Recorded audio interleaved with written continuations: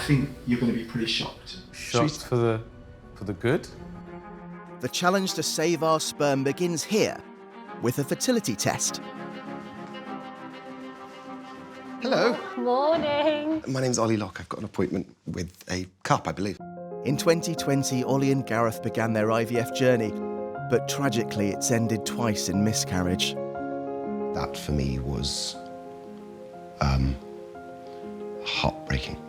In the 1970s, there were about 100 million sperm per milliliter, all right? And now they think that's dropped by up to 60%. So we're looking at 40 to 50 million sperm per milliliter. What are the main reasons for that, then? That's literally what we're here to find out. So you're our 3 guinea pigs, and you're going to go on that journey with us. One, we're going to find out why that's happening. And secondly, we're going to find out what we can do about it. Their challenge is to increase their sperm counts in just 10 weeks, the time it takes to produce a new batch. Our swimmers are under attack, and one of the many reasons is that we're literally cooking our balls. What we do, what we wear, and even how we relax is killing our sperm. When trying to conceive, men should avoid hot baths, hot tubs, steam rooms and saunas. Even sitting still for too long heats up our swimmers as the thighs rub together, creating heat. So time to break a few habits with a trip to a spa, something Ollie wasn't quite prepared for. Wow! Heat can have a profound effect on sperm. If you heat them to the temperature of a hot bath, we see an immediate drop in sperm concentration and motility.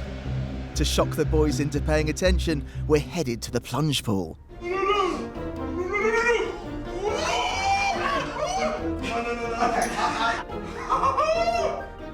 You might think this was a washout, but actually this is a fantastic success. If I'd have a baby, you're in real trouble.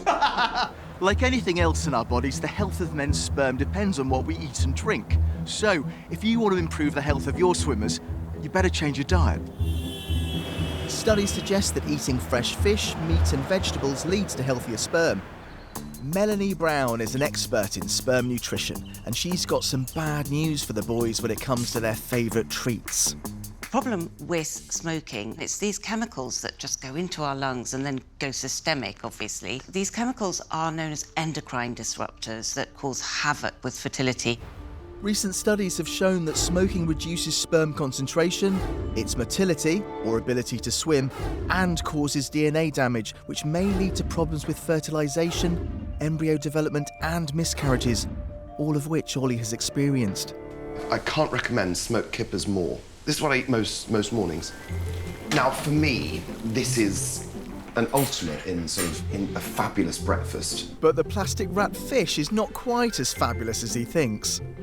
The poor fish are going to be deluged with plastic chemicals. Some researchers have hypothesised that we are eating 1 credit card's worth of plastic a week. A week? Scientists believe plastics are entering our food chain and having a drastic effect on our sperm. With everyone feeling the strain, the boys meet up to share how they're getting on with it all. What about the old doofers?